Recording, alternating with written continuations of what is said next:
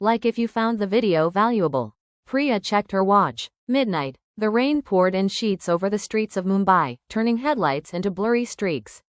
She had stayed late at the newsroom, editing a story about a missing tech entrepreneur, and now all she wanted was to get home safely. She stepped into the taxi she had hailed moments ago. The driver, a thin man with a shadowed face, didn't look up from the wheel. "Airport?" she asked. He nodded once. No words, just the rain, the hum of the engine, and the city lights slicing through the darkness. Minutes passed, then the streets changed. Familiar landmarks vanished, replaced by narrow, deserted lanes she didn't recognize. Her stomach twisted. "Driver, where are we?" He didn't answer. Priya's phone buzzed. She glanced down, no signal. Not even a single bar. Her pulse quickened. She pressed the door handle. Locked. She rattled it. Locked. She tried the windows. They wouldn't budge. "Relax," the driver finally said, his voice low, almost a growl. "We'll get there." "Where?" she demanded, gripping her seat. He didn't answer. Instead, the taxi turned sharply down a street that was not on any map she knew. Shadows loomed on either side, buildings empty, windows dark and shattered. Something about the silence was wrong, too heavy, too complete. Priya tried calling her editor, her mother, anyone. Nothing. No signal. Her hands trembled as she gripped the seatbelt. The driver slowed near an alley. A figure stepped out from the shadows.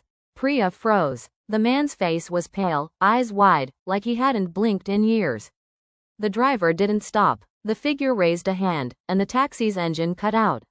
Lights flickered. Priya's heart hammered. "You shouldn't have taken this ride," the driver whispered. His hand moved toward the rearview mirror, adjusting it just so. Priya screamed. The figure in the alley flickered like a broken video, gone 1 second, closer the next. She tried to open the doors again. Locked. The taxi wasn't moving, yet somehow, it felt like it was sliding backward. The GPS on her phone blinked to life, just for a second. The route displayed a single point, unknown destination. Time warped. The rain outside became a blur of streaks. Priya's hands gripped the seat as the taxi lurched forward, then sideways, then seemingly backward through alleys that had no logic. "You're not leaving," the driver said, voice calm now, chillingly so. "Not until the story is over." "What story? I don't understand," she shouted. "Every city has its secrets," he said. "And some stories choose their journalists." Suddenly, the taxi doors swung open. No key, no effort. Priya stumbled out into an empty street. The rain had stopped. The city lights returned. The streets were familiar again. Her apartment building was just ahead.